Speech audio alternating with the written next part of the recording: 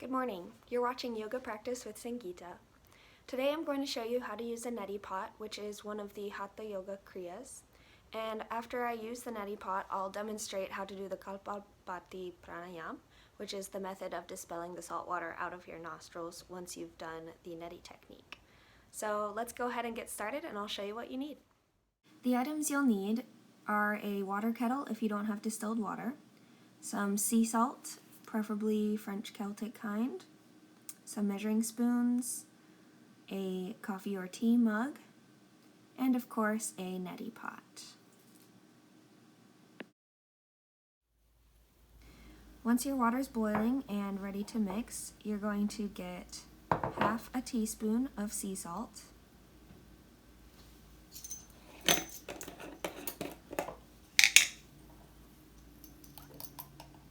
and you'll be putting it in your mug. You at least want your water that you're mixing it with to be warm, but you don't want it to be hot, so that's why part of the reason why I mix it in a mug first, so that it has a vessel to cool in. So I'm doing about half a teaspoon of salt for 8 ounces of water. If you do a liter of water, you're going to do a teaspoon of salt. You might have to play around with your measurements a bit, because if you use too little or too much salt, you might feel a slight burning sensation when you do neti. Go ahead and stir it all together so that the salt can dissolve in the hot water. Then while you're letting it cool, you might want to find something to do for about half an hour, such as practice some yoga.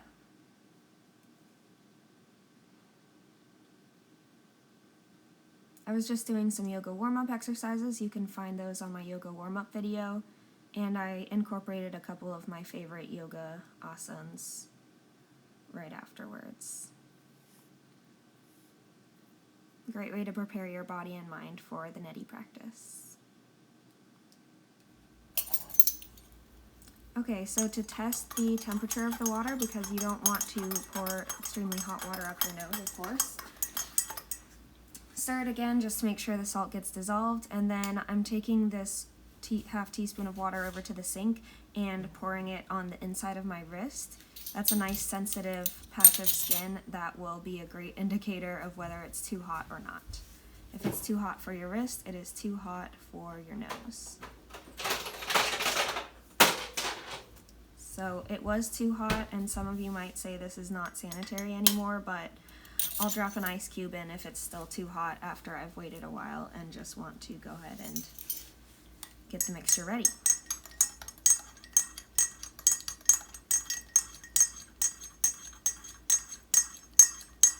So now I'm stirring until the ice cube is completely melted. After that, I'll test the water one more time on my wrist, and if it's good to go, we'll pour it in the neti pot.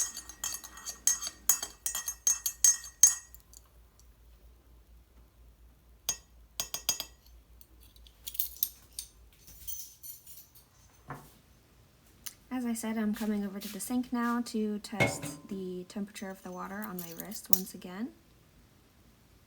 If it's not too hot, I will proceed with pouring it into the neti pot itself. And I definitely recommend pouring over the sink because it's easy to spill and make a mess. So you might as well do it somewhere where it's easy to clean up. Now we're ready to perform neti. At this point, I'm reading directly from the Yoga and Daily Life book. Bend the head over a wash basin and gently insert the spout of the neti pot into the right nostril, which as a result closes it. Bend the head slightly forward and at the same time tilt the head to the left so that the water may flow out of the left nostril. Breathing takes place through the opened mouth. Pour approximately half the contents of the pot through the right nostril.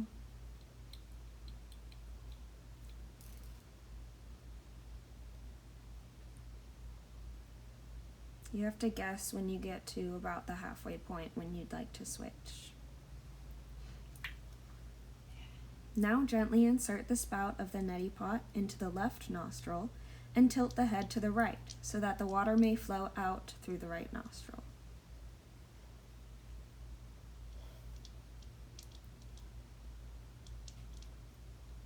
This may look very strange to someone who's never seen it before, but it is recommended that neti be performed daily as it helps with purifying the nose. It also strengthens vision and relieves tired eyes, for example after working long hours at the computer. Neti can also be helpful in relieving headaches. Memory and concentration are improved.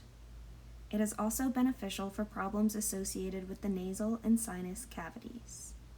Neti has a preventative effect against head colds and sinusitis. However, do not practice if you have a severe cold or are suffering from earache. With regular use, neti can also cure or at least ease hay fever and pollen allergies, both of which I'm pretty sure I have. So now you can see and hear me performing Kapāla Bhāti Prānāyāma. And basically, you breathe strongly through the nose 25 to 50 times to expel any remaining water.